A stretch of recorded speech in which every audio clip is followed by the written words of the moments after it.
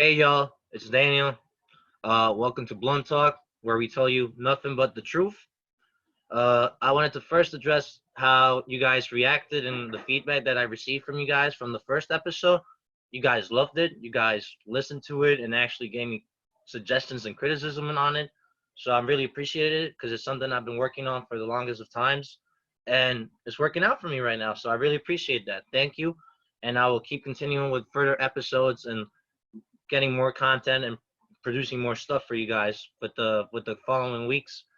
Uh, Also, the I received the one biggest complaint was that the length of the first episode, and I'm not gonna lie, when I was recording, I didn't pay attention to how long it was taking me. So I took that into consideration, and now we're gonna make the episodes a little more shorter, more flowing, so that's better for you guys to listen.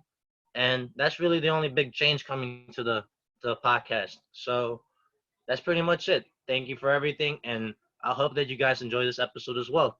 So, without further ado, I'm gonna introduce my first guest of the Blunt Talk series. He is one of my roommates from college and one of my homies. The man, the myth, the legend, the one we call Next G, is my homie Schron Blanchard. Hey, Ta-da! oh shit, it worked. What's good, Schron? How you doing? What's up, Dan? I'm chilling. I ain't really doing too much. Just kind of stuck at home, going to work, Hmm. making music, the usual stuff. The quarantine life. Yeah, it's kind of getting boring. I don't like a lot of people getting annoyed, but I'm I honest. feel that. I'm at the point where like I try to change it up every day, like make sure I wake up at a different time, do things in a different order in the day. But like it's it's like, come on, what else, how much can I change it up? You know what I mean?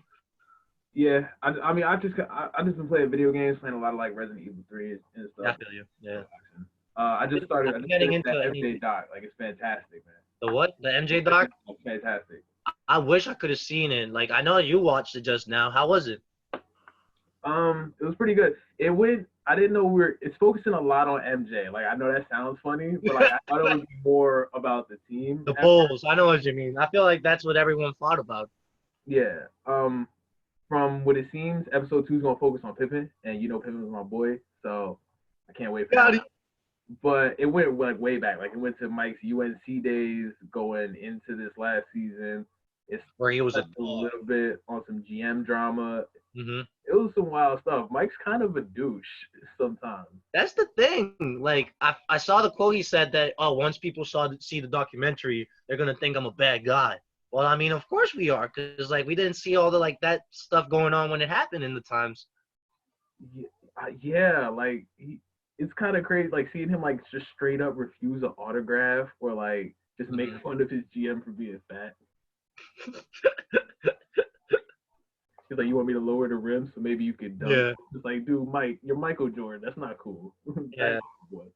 But at the same time, the GM was doing some shady stuff too, especially with like Phil Jackson and how like he was treating Phil. So it's just a good documentary. It seems to talk about like a lot of stuff. I messed with a lot. I'll definitely get into it later on during the quarantine period, and I'll let you know what I think. I've been primarily playing a lot of NHL. Surprisingly, I got EA access. NHL is really dope, really fast Hey, paced. I never UFC. thought about it. Get on that UFC, man. Stop ducking me. UFC. I'm ducking me. Well, after this recording, I'll give you some smoke if you want. We can go. We can go. Most Okay. definitely. Okay. I'll hit you with that Demetrius Johnson, but Might ship on the Demetrius Johnson, man. Stop it. Stop it. Stop it. uh, now we're gonna get into the first topic of the podcast. Sean, I know you're a diehard Oklahoma City Thunder fan. True. True. They're very random for Very random. I would Jersey. So when I met you, I would say that's the least that's the least expected team I thought you were gonna say. that's what everybody says. Everybody always gives me this double like, what the hell what you like OKC for? I'm like, sorry, bro. Sorry. It's just Let me live, bro. Like I don't know. I don't know, man.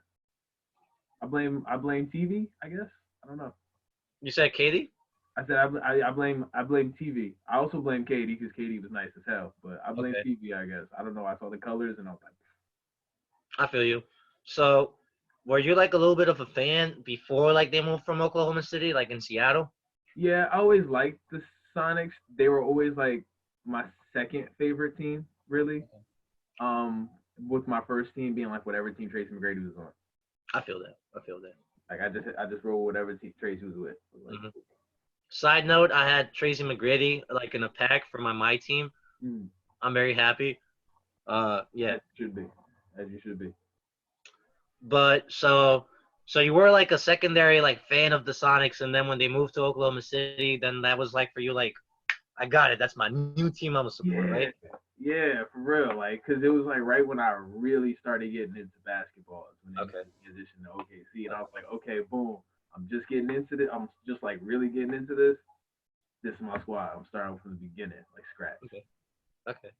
So now my first question about this topic is gonna be basically like would you say that like in from 2020 from 2010 to 2020 like you feel like you guys had a good 10 years, disappointing years, like you guys expected more, like you Fantastic, man. expected less, like tell me a little bit about like the decade for you guys.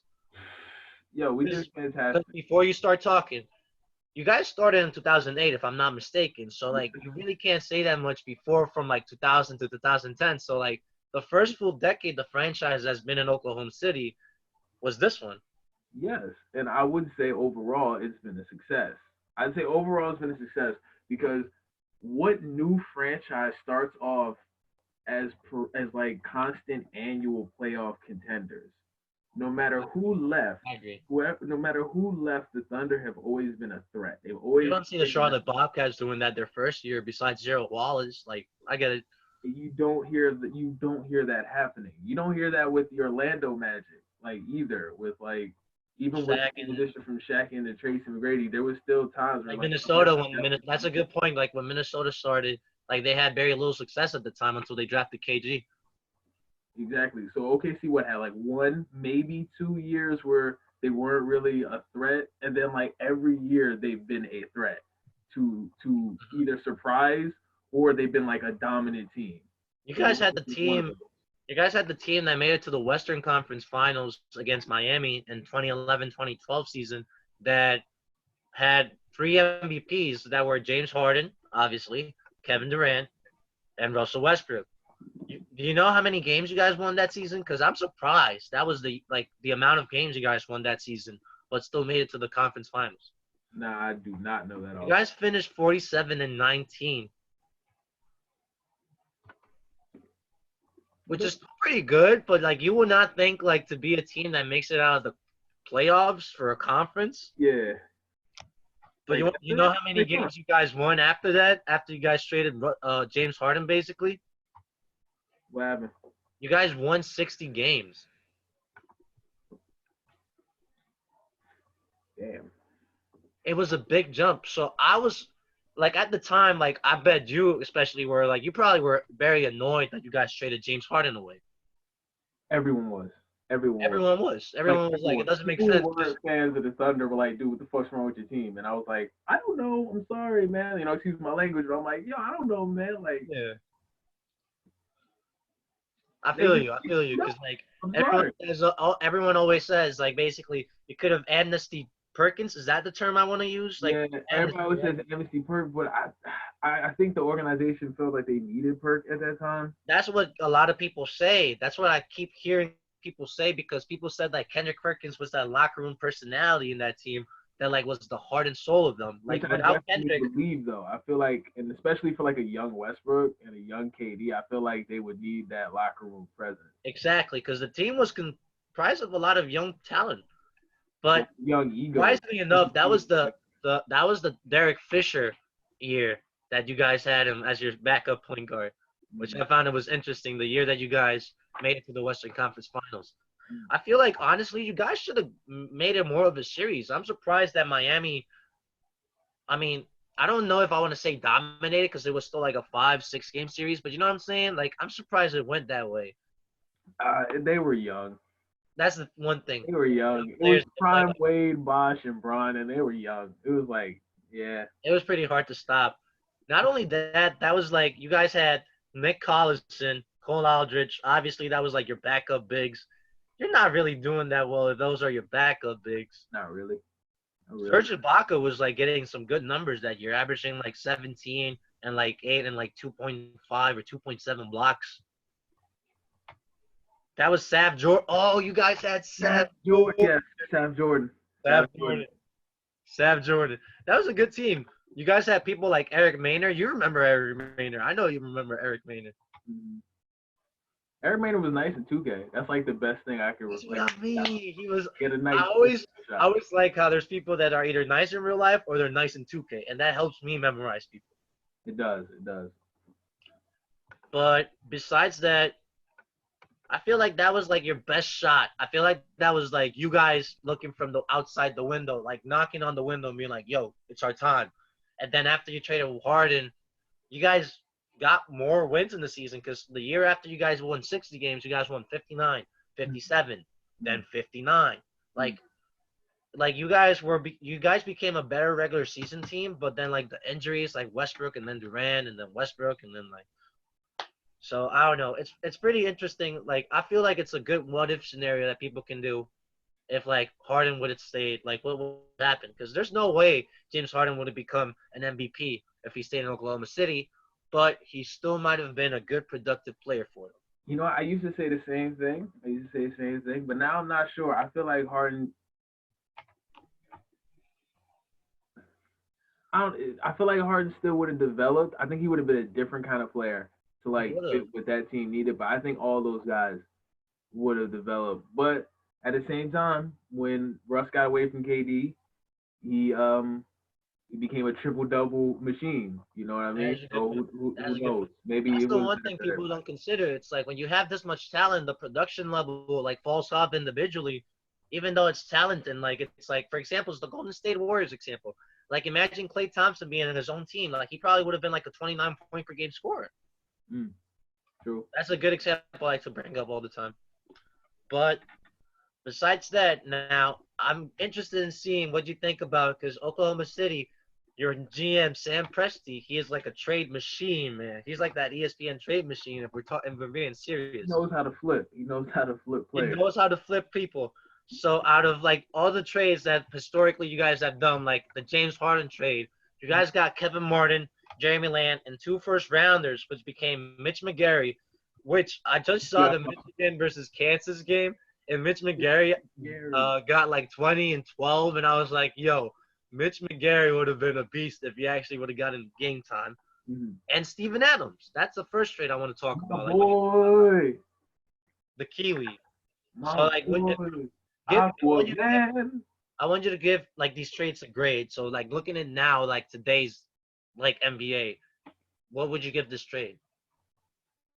Because you guys got 2 first-rounders and Jeremy Lamb and Kevin Martin. Okay. So how would I rate all the Thunder trades throughout like? Okay. Yeah, we're starting with the James Harden trade first. All right.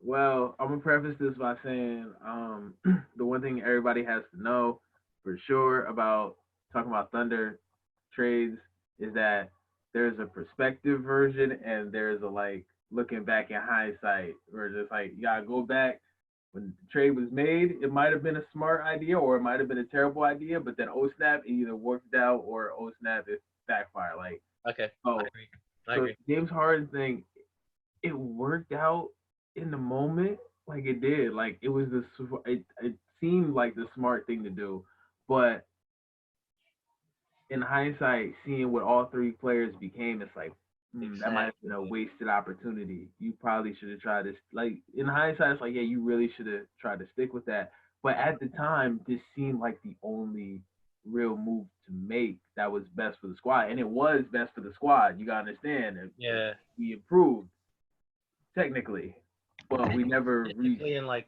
record-wise, you guys did improve without him. But like we never reached that level. So. Yeah. So would you say it's like a good grade? Is that what you're trying to say? I say a C. It's a C. It's a C. Okay. C plus. Okay. A C plus. I like it. Okay. Next trade, I want you to tell me what you think about is the Chris Paul trade. You guys did this very recently, so like obviously like a long-term aspect or long-term effects, you really can't like make a good decision on it. but like you guys had like Chris Paul, Mhm.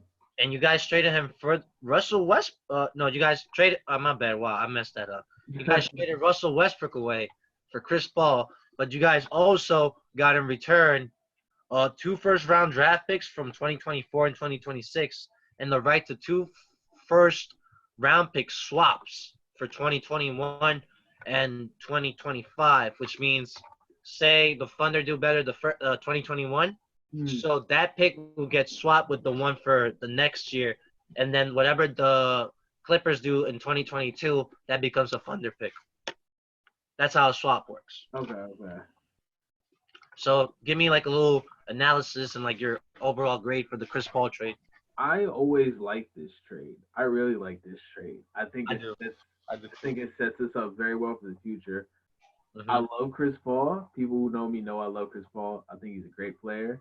But I was also unsure, as just like everybody else. I was like, I don't know how this is gonna work with the Thunder. I didn't know. Yeah.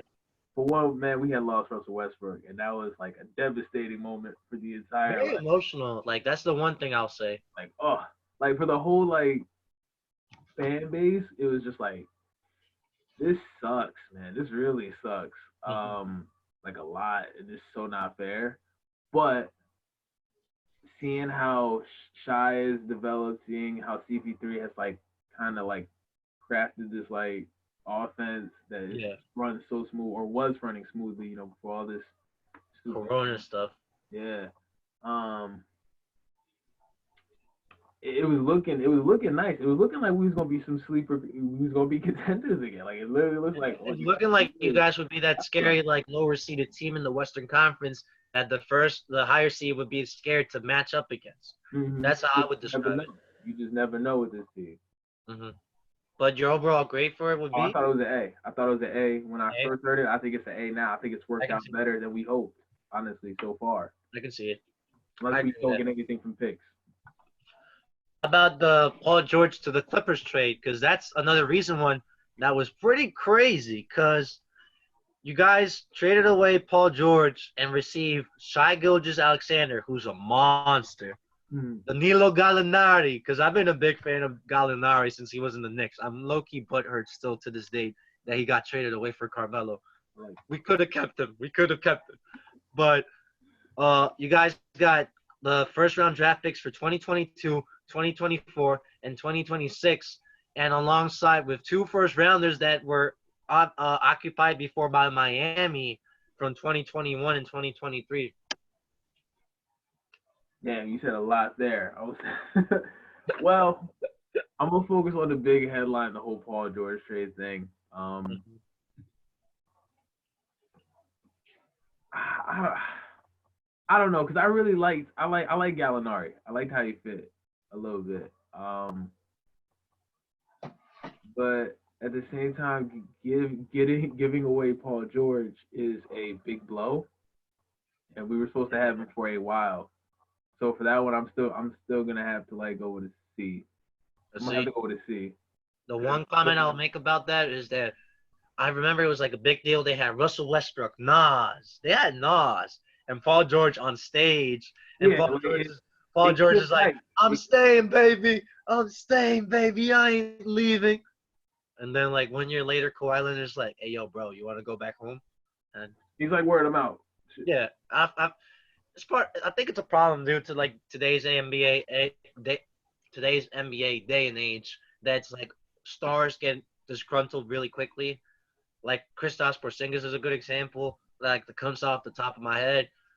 I can't really think of any like other like examples like on the spot. Like Russell Westbrook wasn't disgruntled, but like Russell, I get what you mean. I think what like we're in an era where these guys get butthurt really quick, and there's like I can't stand losing. Yeah, they make sudden decisions. They like to make exactly. They don't even wait it out to the contract, and it's funny because like old heads in the sport be like, bro, back in my day, if I would have done a trade request because I didn't feel like we were winning, they would have slapped me in the face and said, just go back to the locker room. Like, come on, bro. Yeah, it's a different time though. Like this is a very player empowered era. It's a player empowerment era. I do agree with that. Yeah, That's true. And I don't think it's necessarily a bad thing. I think players just gotta be sure about what is. I would like more cooperation. I would like more cooperation between the players. Exactly. I And would agree with that. I would agree with that because it feels like it's so sided now. It's like yeah, train me or else. It's like try to help me out here, bro. but like I don't know where I don't know if there ever was cooperation. I feel like that's something like more of yours, like you would know.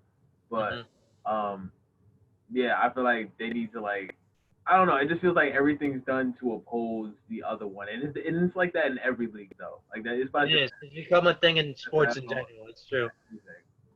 Lastly, the last trade I want you to quickly tell me about was the Serge Ibaka trade. Ibaka, a man that would block shots with relentlessness. Because for guys, he was a defensive stallion. I will say that. You guys basically traded him away for Victor Oladipo, Ersan Ilyasova, everyone's favorite Turkish sniper, and the draft rights for a player that was ended up being Domantas Sabonis. That's another mixed one for me because we didn't really get to do much with Sabonis. You know what I mean? That's a good Like point because you guys traded him for Paul George. I forgot to mention that earlier, but yeah, you guys traded him in the Paul George trade. we get to do much with Sabonis. Yeah. But ultimately, this is the one where we got Paul George, right? For the Serge Ibaka trade, Oh no, this is Serge Ibaka trade. My bad, my the bad. Serge Ibaka, you guys gave Serge Ibaka to Orlando for Domantas Sabonis, Victor Oladipo, and Ersan Oh, the Ilyasova. depot trade. Boom. That's what I I'm feel thinking. like I feel like it wasn't that good of a trade because Oladipo didn't even last that long with you Yeah, guys. no. Oh, the old depot trade was it was no. Old depot was okay. He was a decent fit. No, he was a decent player, but he just wasn't that great of a fit. That's what I'm trying to say. He was a decent player, wasn't that great a fit. So like his numbers were still fine, but I don't know. I never really thought he really worked in the offense. With Russell Westbrook. They didn't work together because they're both ball dominant in their own way.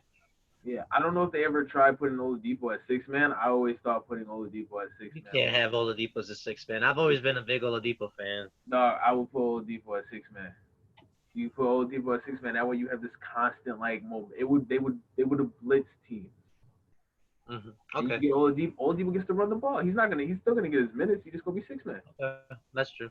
But in my opinion, I feel like you shouldn't grade this trade that high because none of the pieces stayed there for more than one season. Well, you know what? I'm gonna give it a. Nah, just playing with you.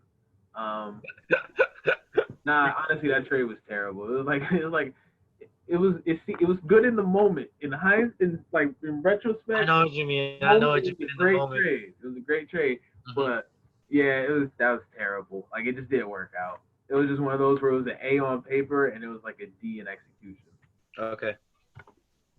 Okay. I agree with you. I feel like that was like the way of the train of thought during that time, pretty much for it. Mm-hmm. Now we're gonna go on to our next section of the podcast. Basically, me and Sean have like our five favorite rap albums of all time, Yeah. and I'm gonna say all time because it's basically all time. But I know I haven't been around all time to listen to every single rap album. So give me any person that gives me criticism on it. You know where I live.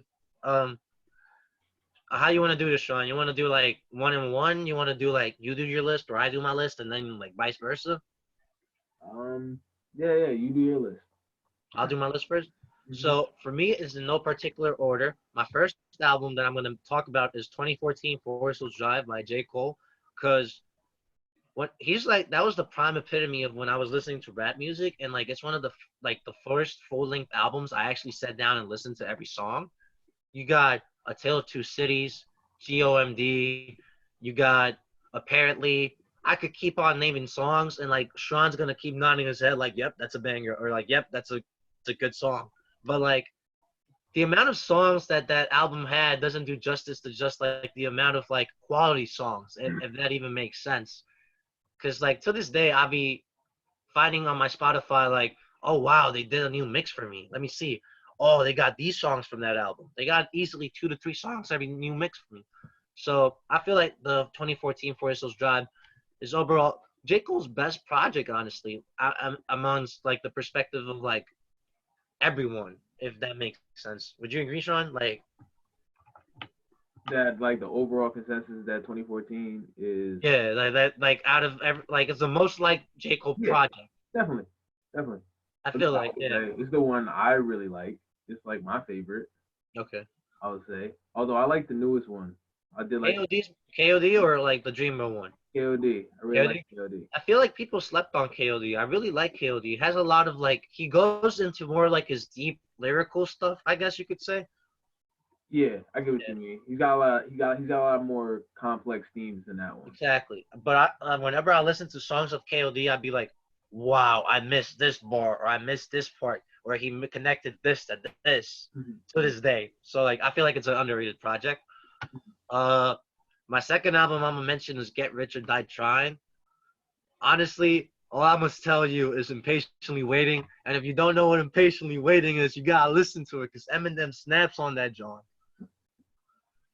True. Not only that, but like I've listened to like with time, I've listened to a lot of 50 Cent's discography, and like there's no other albums he made out that like have the overall quality and quantity that Get Rich or Die Trying had. And I feel like it's like synonymous, like if you even want to count that as a word, that like that's like I just said for J. Cole, like the 50 Cent's most favorite album. Like people will tell you that yeah, that's his best album, in my opinion at least. You got Many Man. You got the song about is it 21 questions or 20 questions? 21 questions. 20. Right. Yeah. Like again, I can keep naming songs, but I feel like that album was really good. And like you could, it's one of those albums that you can just you don't need. There's two things you can do. You can play it from the start and finish it at the end and not even complain about it, or you could play it on shuffle, and play it from the start and play it from the end, and you're not gonna complain about it. True. True. The third album I'm gonna mention is Before the Money by Yoy Badass. I know this is gonna be like a very controversial one with my boy Schron over here because he's a more of a 1999 guy, and I'm not going front. If I could do 6 albums, I would put 1999 as the sixth album, but I had to choose, and like for me, Before the Money has more songs that like I'll go back to this day than the 1999 album. You got Christ Conscience, you got Paper Trails, you got uh what's the name of the Check My Style, check it out. I just Dusty's Big Dusty. That's a good one. You got the Action Bronson song too, like on and the one that's like goes on and on and on and on and on like it's a bunch of catchy tunes in my opinion, and I feel like that's one of his greatest projects for me, honestly.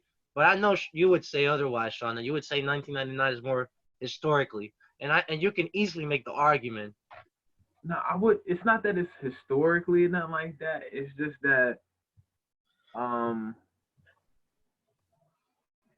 I don't know. I'm gonna be real. Like Joey, like the pro era fan base, you know, we got like a lot of supremacy issues sometimes. We're like, yo, we go Yeah. way back. Like, I was listening to the old stuff. Like we got a real bad issue with that sometimes. Okay. So for me, a lot of it is like 1999 and like his stuff before that when I think he was like rapping on World Star. That's who really got me. Like that was like, oh snap, there's a dude coming up that's rapping this like old school style, Okay. like, doing it like impeccably, like really well. I hope I said that right, because otherwise I sound stupid. Nah, I feel like you did. But yeah, he's rapping like so dope. And now like 1999, once 1999 dropped, it was like whoa, like this dude is Yeah. like That spoiler. was like the That's gonna be on because my 1999 came before, so I feel like you could say that like it's thanks to that one that we had Before the Money. true, true. Because to be fair, that's still Joey at his beginning. Like that's It's at his early stages. he would get better and better and better. Mhm. My fourth album I'm gonna say is Ready to Die by Notorious B.I.G. If you need an album that will explain to you the overall definition of what bangers are or like hits, this is the album for you. Machine Gun Funk, Give Me the Loot, Things Done Changed. The intro song was fire. Mm. One More Chance, like bruh. But my overall favorite song of this is Who Shot Ya, because that's known as like one of the most historically like best overall rap beats for people to spit on, and like I feel like if it wasn't for this album, like half the rappers nowadays wouldn't have cool beats to go on the radio and freestyle because they don't realize it. But like half the time, it's like these beats from. It is. It is Ready to Die beats. I never really noticed that, but you're right. You're right. That's what I mean. Like this album, it's like an underrated, underappreciated album in our generation's rappers in that type of perspective, if you want to say it. Like it's like, oh no, I don't care for Notorious B.I.G., but you kind of be rapping all the time on his beats. So I really like that album. Lastly, I want to say for my fifth album, it had to be King Push, Darkest Before Dawn, the prelude. I hate King Push for making this title of the album that long because it feels like a tongue twister. But I'm not gonna lie, I'm a like quarantine has made me into an even bigger Pusha T fan than I was, and I've jumped into his like whole discography at this point. You got songs like Untouchable, like that's an OG song. If you don't know what Untouchable is, go check it out now, and you'll like your ears are gonna be on fire. You got MFTR with the Dream as the feature. Like, come on, that hook with the Dream was A1. You got Crutches, Crosses. No, my bad. Crutches, Crosses, Caskets. If you don't recognize that one, it's a weird song, but it's Pusha T. He makes it fire. You get MPA with Kanye, The Dream Again, and then ASAP Rocky. And you got FIFA, which I really like. It's become like my favorite song during quarantine. I'm not gonna lie. Okay. And overall, I feel like Pusha T is one of those rappers that like talent-wise he's there and you acknowledge it, but like discography-wise people forget about it. Yeah, he don't get the credit he deserves. He don't get the credit he deserves. But that would be basically my top five. Now, Schron, you can go at it. All right, like I said, number one, or not number one, but first one we'll talk about is 1999. Oh my God, where do I start? Well, first of all, Joey Badass Stranger. Every beat is fire, like from Suspect to I think World Domination. I think is the name of the track. From Tunes, you got Survival Tactics. Hard Knocks, Survival Tactics, just like you said. It's like Daily Routine. It's my daily routine. The streets are goofy as a like, bro. I know what you mean. Every beat's crazy, and the lyrics is so on point. Just the whole aesthetic of the album is honestly so perfect for my ears. It's very influential to me and my music. So if anybody's listening like that style, cheap plug. Don't worry, it's gonna be on the description already. Let's go. You already know, my boy.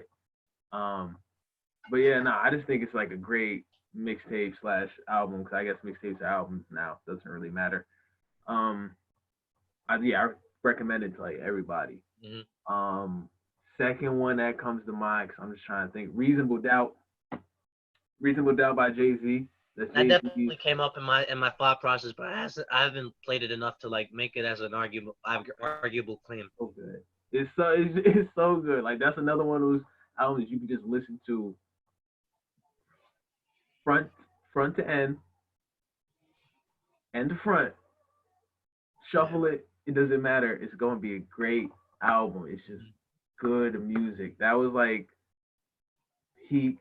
that's peak Jay-Z, but also like accessible to everybody at the same time. Like I don't know how to really explain it. I really just love this album. I think for me it's my favorite rap album like period of all time. Okay. But in general, I can't explain it. It's just something about the album. It just fits. I get it. I know what you mean. I know what you mean. Perfectly. I recommend that as well. And it's not even too long. Like neither of these two albums are really that long. Mm-hmm. Third is gonna be Muddy Waters by Redman. Redman. Of course, I feel like the most underrated legend in the game. Redman is my favorite rapper, period. And this album is like. Is that the one with Pick It Up, right? I believe so. Yeah. Pick it up. Yeah, like that's my jam, yo. Pick It Up. I'm trying to think of the other song. Smoke Buddha. So many just great, just wild Redman songs. I think he has another Superman level on that one, and that's just a great. Like he's Rock the Spot. Well, I haven't Rocked the Spot. Fire. Whatever Man. Whatever Man. Fantastic. Amazing. creeping through the hood. No, it's fantastic. Everything's fantastic. Everything's hard body on this album. Okay. Period. Okay. And it's interesting because like some of Redman's earlier albums have a really raw, like rough sound to it, whereas this one kind of sounds more polished, I guess you could say. Like if you listen to What the album and then you listen to Muddy Waters, you can tell a distinct like. I would say that. Yeah, I agree with you. There's a distinct difference. Distinct, like, but it's still the same. It's still the same guy though. Like still Redman keeping the same style. Yeah. And just staying authentic to him. So that was dope. We had 4. Yeah, damn. This is tough. I'll talk Good Kid, Mad City. Good Kid, Mad City. Yeah, I wanted to mention that, but I don't know, I mean, that's such a good album in my life too. Yeah, it's. Hey dog, where you from? Everybody who didn't like Mad City when that dropped, like everybody was rocking with that album. No one. Everyone was a fan of it. It would get played in parties, and like those type of songs don't get played in parties, like type. It even had a Drake feature. It had a Poetic Justice, bro. Certified. I feel like that's one of Kendrick's most like. I don't know if you could say all over the place, but that's kind of what I'm gonna go for because it had songs like the Drake feature was a hit. Then he had like a super lyrical stuff. Then he had like I'm dying. Sing to Me, I'm dying from thirst. And then like how much do a dollar cost from that one or Pimp a Butterfly? I think that's Pimp a Butterfly. Never mind that, but you know what I mean. Like it was very diverse, and it gave like a story from like his hometown at the same time. So I agree with you in that selection. I like it. As you should, because that storytelling in the album was fantastic. Like, fantastic, yeah. But I'm sure everybody's heard Good Kid, Mad City before. You got one more? Do or Die by AZ. I'm so tight. I didn't even think about that. Do or Die by AZ easily. Just for let's see. More Money, More Murder, More Homicide. For Rather Unique. For Ho Happy Jackie. For Sugar Hill. I think that's Sugar Hill's my jam, yo. Dude. Uncut Raw, I think is a song on that one. Yeah, that's another one. Give Me Yours. Give Me Yours is fantastic. I think that's a Nas. Yeah. Ho Happy Jackie. Ho Happy Jackie, yo. It's a short album.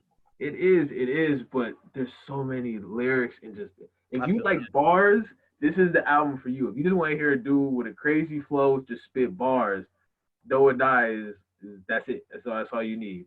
And sometimes Nas shows up and spits bars too, so you get okay. It's fantastic. I agree with you. I would also gotta put on Do or Die. Okay. It's a must definitely it's a must def listen for people. I would say so too. Now, lastly, I will say so that I feel like your list was better than mine just because it was like albums that I couldn't think of. You know what I'm saying? Like I didn't think about when I did my list. I just go to my classics. Like that's when I'm thinking hip hop. I just like to go classics, and I hate that because people like to label me as a young old head. But screw y'all. I like my classics, and I like my classics are really underrated in our generation. I will say that a lot of people. I will tell you stories when I play pickup basketball in the park back home. Like, and I'll bring my speaker and play music. A bunch of the little ones, like the younglings, will be like, "Hey, yo, can you like play Famous Dex or like stop playing this old head stuff?" And I'll be like, "What?" They be hating on the real, yo. Yeah. A lot of his hate. You right. You definitely right. A lot of his hate. But, at the same time, they're younger. It's a generational thing. We're not even that old, man. Stop it. No, but I mean, once you grow up, you like to dive into things that older people do. Do you know what I mean in a sense? I know. Yeah. I'm like, damn, man. You ain't that old. Shit, I'm still 21. Still 21. Hold up. Wait a minute. I'm still a youngling myself. I won't deny it. But lastly, our last conversation, we're gonna be talking about like WWE wrestlers and like basically We're gonna assess the situation if we feel like it's Hall of Fame or bust. That's what I'm gonna call it for this section. And Schron is my executive WWE personnel here in the podcast. So whenever we talk about wrestling and UFC and other sorts of like fighting things, you know who's the man to hit up. But so yeah, we're gonna like go over a couple wrestlers and we're gonna like discuss if they should be a Hall of Famer or not. First off, a very simple one, John Cena. So I think we can both agree that he's a bust, right? No, yeah, no, the worst. He's never done anything, never drew a dime, Nope. never ever been successful in this Well, business. No five-star matches, no classic moments. screw the world life stuff. Screw the rapper gimmick. Yeah. Get nothing. In all real talk though, John Cena's a first ballot Hall of Famer though.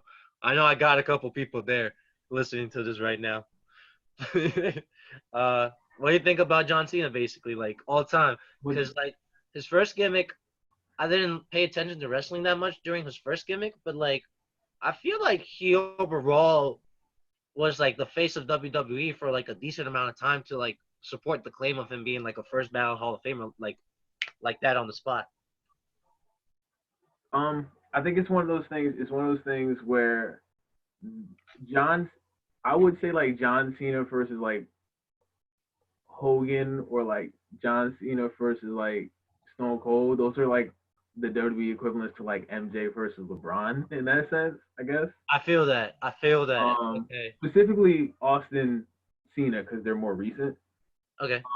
In the sense of that like Cena's been around for so long. And people forget about that because like John Cena's pretty old now. But Cena's career wasn't that great in the beginning because he didn't really have a gimmick or anything like that. And then he kind of like had this rapper gimmick and that did really good. And then he kind of became this superhero that we know, like he's all bright green and stuff, like yeah, rocking all these bright ass colors. So so now we kind of like built in this reputation. Like you gotta remember way back when we were growing up, people hated John Cena. They did. I know that for a fact. Like people would just boo him to the ends of the earth. There was no respect for this man, John Cena. But the thing is, John Cena was always pretty consistently a good wrestler. Like he was a good wrestler. He was a good wrestler. He really was. He won all the time, which for a lot of people listening, they're like, "What's wrong with him winning all the time?" But think about WWE. He went to a point. I guess you could say. It's a show. It's a show. You don't want people winning all the time because that means the same character is going to be the star of the show all the time. Not only that, but I feel like it gives like the audience a sense of like, all right, why am I even watching the match? It's John Cena. Yeah, John Cena's going to win. I don't really. Yeah, that's why I feel like that happened. But still, at the end of his career, I feel like you could say John Cena was. No, John Cena. No, because this is where like, especially now, there's been a resurgence in wow, John's actually always been good because you know he's been away more, so now people have given time to like appreciate him. Yeah. He's like, and it's like, yeah, no, now everybody appreciates him. The John Cena sucks chants aren't really done the same way that they used to be. They're not out of hate. They're more done like the Kurt Angle chants. Yeah. So it's just one of those things. And he just got done with the Firefly Funhouse match, which to anyone who doesn't watch wrestling sounds ridiculous. And trust me, it is. But it is the best. I promise you it's the best. So we don't really know what's going to happen with John next. Right now, he seems to be like on a break. Hopefully, after this coronavirus stuff is over and WWE gets back to normal, we can see what happens to John Cena. I'm hoping a heel turn. That'd be pretty cool. So he's not even done, but he's already a Hall of Famer, guaranteed. Like especially in WWE. Now, to branch on to our next person, I feel like what cemented John Cena was his rivalry with Randy Orton. Yes? No? Yes, of course. Oh, I thought you were gonna keep going on because like Randy. No, because I just wanted to hear you like say yes or no. Because like honestly, one thing I remember from wrestling when I was watching it is like, god damn, they were the main event of like a whole year's worth of pay-per-views or something like that. And they had an Iron Man match. I watched that Iron Man match. They had like 12, 13 pins. That was the difference. I was like, what? Nah, son. And then like I think there's a lot of things that you could say that make Randy Orton, in my opinion, a first ballot Hall of Famer as well. Like he's the young he was the youngest or he still is the youngest WWE champion of all time. I think he's the youngest. I think he is the current youngest. Okay. He had the nickname of the Legend Killer, which was the most funniest gimmick in my opinion when you look at it back at it, like in retrospect. He just beat up old people. Like, come Yeah, on. that's true. That's true. Same thing. He had that rivalry with Kofi Kingston, which I feel like was a little underappreciated and underrated, because like the whole scene in the backstage with the car and the pain. Oh, that was great. Who That did was that? Was awesome. that was Kofi, right? Yeah, that was Kofi.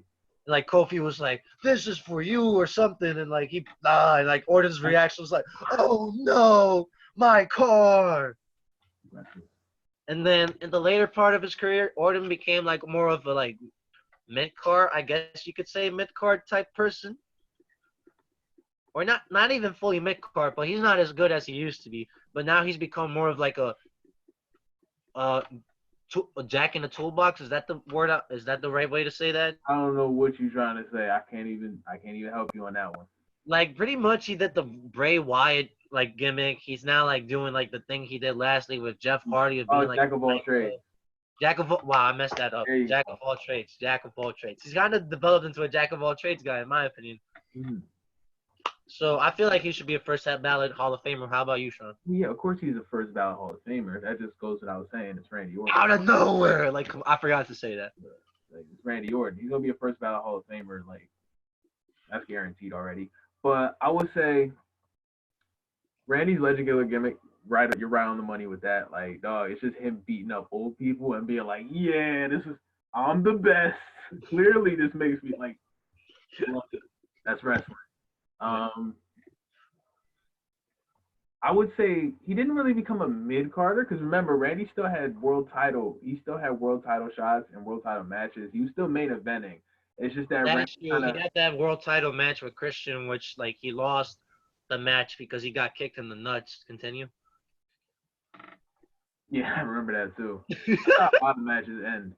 But you know, Randy, he wasn't really a mid card act. He just wasn't the focus anymore. He wasn't like the core focus. He would revolve around and sometimes be the focus, but he wasn't constantly that focus anymore, which I think was kind of cool, and I think kind of worked out well because it let people like really, like I said, get like appreciate Orton the same way they appreciate Cena now.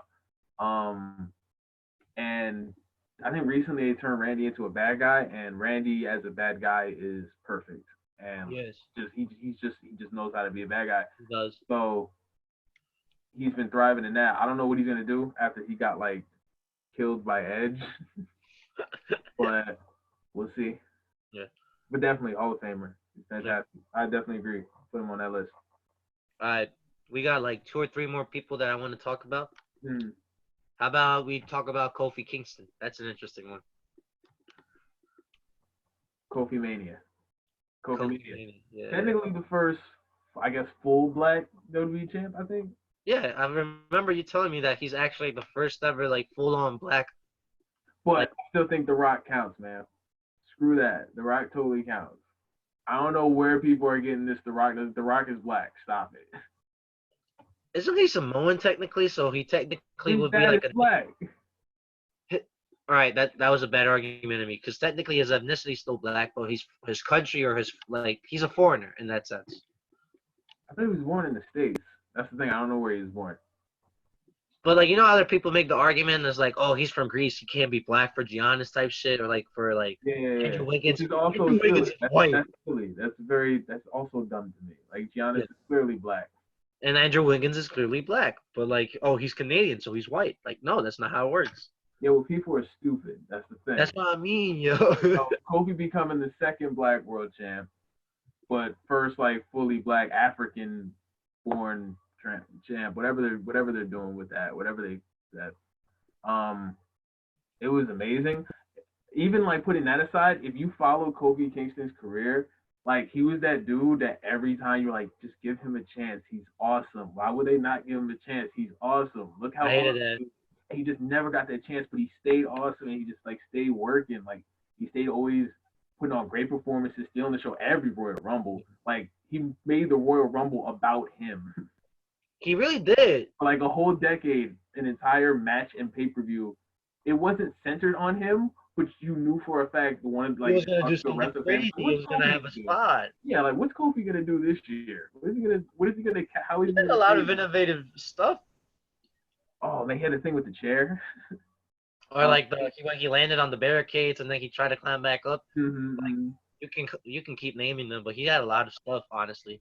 And not only that, but like if we were to just account for titles, like Mm-hmm. overall, like the amount of titles you So win, many titles.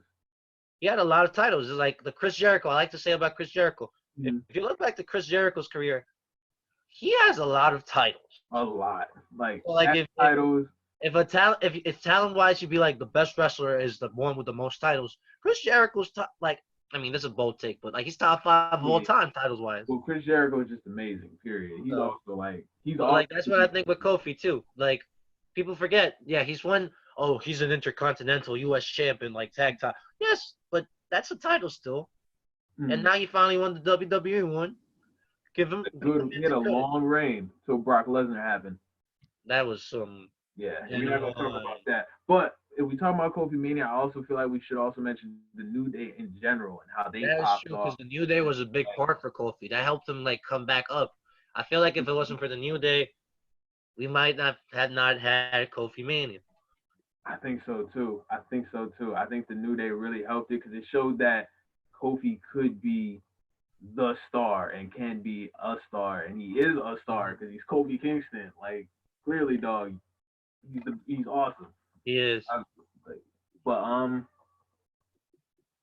So yeah, I would you say he's definitely say a I don't. Hall of Famer or he's a bust? No, he's guaranteed in the Hall of Fame. Because the thing how wrestling works is that everybody gets a bunch of titles, and like really, like as long as you're really good as a character, you will get in the Hall of That's Fame. true. That's true. But so of course, like a lot of these guys, like yeah, he'll probably get into the Hall of Fame eventually. To be fair, but Kofi, I would say, is he one of the best of this decade? Yes.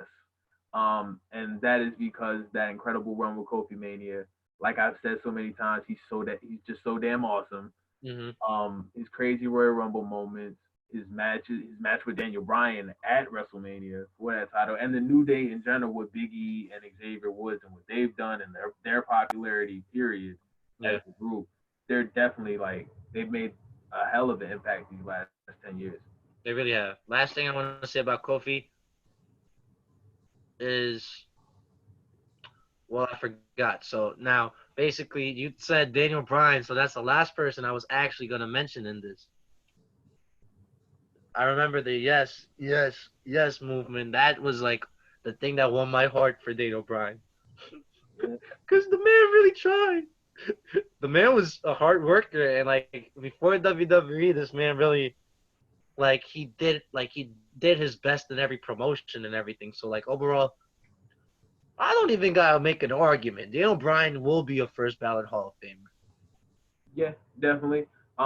Daniel Bryan is where we get to like he is one of the greatest wrestlers ever. Yes. I think Daniel Bryan is one of the greatest professional wrestlers ever. Like in the sense that Kurt Angle is, in the sense that Shawn Michaels is, that Bret Hart is.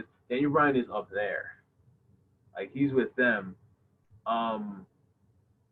He's had so many good matches. Like his match with Bray Wyatt at the Royal Rumble, both of his matches with Bray Wyatt, both forms of Bray Wyatt were fantastic. I like the newer one a little bit more because it's like they go in, like they go crazy.